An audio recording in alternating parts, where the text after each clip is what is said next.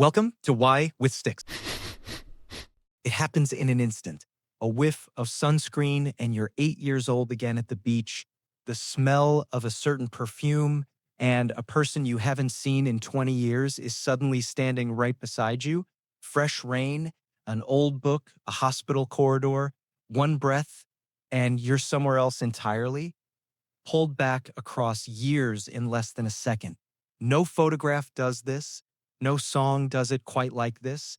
A smell doesn't just remind you of the past, it drops you directly into it. So why is scent such an impossibly powerful key to memory? This has a name. It's called the Proust phenomenon, after the writer Marcel Proust, who described how the smell and taste of a small cake dipped in tea unlocked a flood of vivid childhood memories. And it turns out he was onto something real. When scientists compare memories triggered by smells to those triggered by words or pictures, the smell-triggered ones are consistently more emotional, more vivid, and reach further back in time. A scent doesn't just retrieve a memory, it retrieves the feeling of being there. The secret is in the wiring. Every other sense, sight, sound, touch, taste, takes the long road.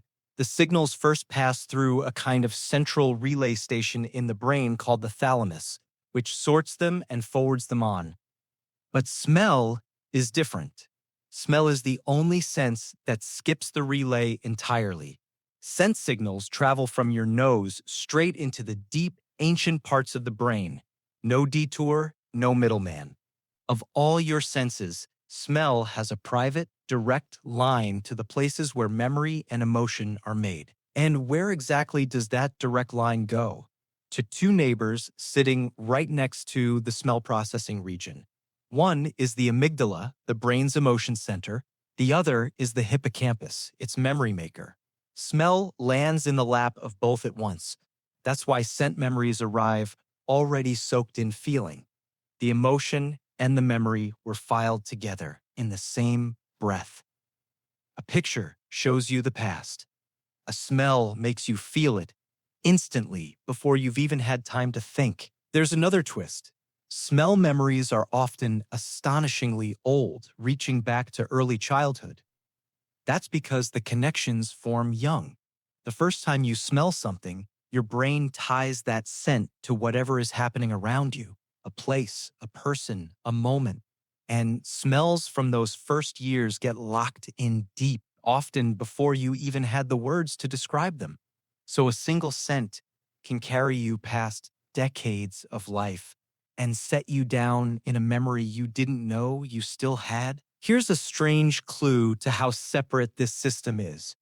You can almost always describe what you see or hear, but try to name a smell with your eyes closed, and you'll often fail even when it's deeply familiar. It's right on the tip of your nose, and the word just won't come. That's because smell barely connects to the language parts of the brain. It speaks a different language entirely, not words, but emotion and memory. Scent skips the part of you that explains and goes straight to the part of you that remembers. This is why smell behaves like no other memory trigger.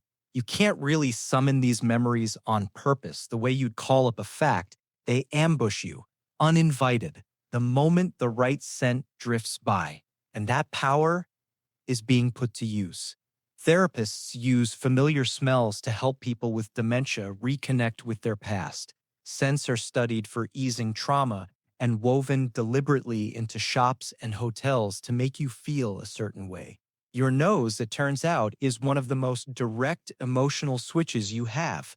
And most of the time, you don't even notice it being flipped. So why do smells trigger memories so strongly? Because while every other sense is still checking in at the front desk, smell has already slipped through a side door, straight into the rooms where your emotions and your oldest memories live. It's less like remembering and more like time travel. A single breath, and you're there again.